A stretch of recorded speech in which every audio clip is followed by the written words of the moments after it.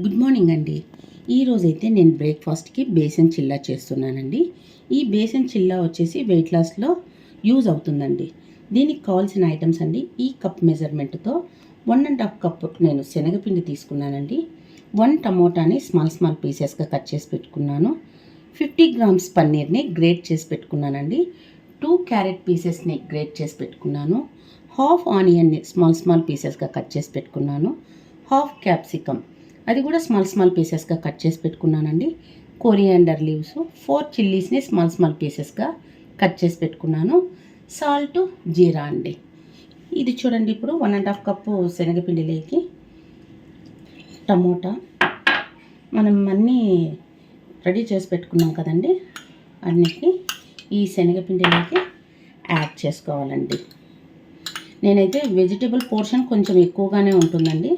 Vegetables వచ్చేసి wait లాస్లో చాలా use అవుతాయండి.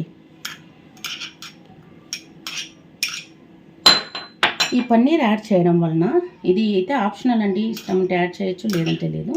కానీ ఇది యాడ్ చేసినామంటే క్రీమీ టెక్స్చర్తో టేస్ట్ చాలా బాగుంటుందండి. అందులో వచ్చేసి పన్నీర్ వచ్చి ప్రోటీన్ చాలా ఉంటుంది కదండి, వెయిట్ లాస్కి బెస్ట్ అండి. జీరా అయితే నేను స్మాల్ స్పూన్ అండి, దీంతో 2 స్పూన్స్ అయితే యాడ్ చేస్తానండి. సాల్ట్ వచ్చేసి మనకి రుచికి తగినంత అండి. ఫస్ట్ వీటినన్నిటిని బాగా మిక్స్ చేసుకోవాలండి. శనగపిండిలో బాగా వాటర్ ఫస్టే యాడ్ చేయకూడదండి. ఫస్ట్ ఈ వెజిటేబుల్స్ అంతా శనగపిండిలో బాగా మిక్స్ అయ్యేలాగా మిక్స్ చేసుకోవాలండి. ఇప్పుడైతే బాగా మిక్స్ అయ్యాయి కదండి. ఇప్పుడు కొద్దిగా వాటర్ యాడ్ చేసుకుంటూ మనము బేసన్ చిల్లాకి బ్యాటర్ని రెడీ చేసుకోవాలండి. బ్యాటర్ అయితే రెడీ అయిందండి.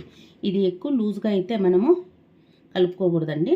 కొంచెం ఈ కన్సిస్టెన్సీలో ఉండేలాగా బ్యాటర్ని రెడీ చేసేసుకొని ఒక 10 మినిట్స్ లిడ్ క్లోజ్ చేసి పెట్టాలండి.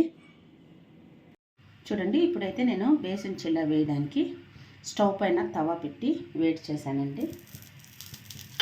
బటర్ వేసిన తర్వాత బేసన్ చిల్లానైతే వేయాలండి.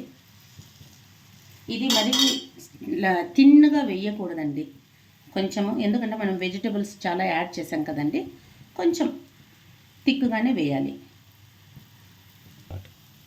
లైట్గా ఆయిల్ వేసుకోవాలండి. నిదానంగా తీసుకోవాలండి.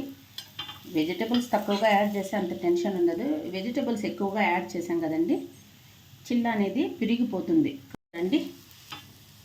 ఈ సైడ్ కూడా రెండో వైపు కూడా చిల్లాని బాగా కాల్చుకోవాలండి.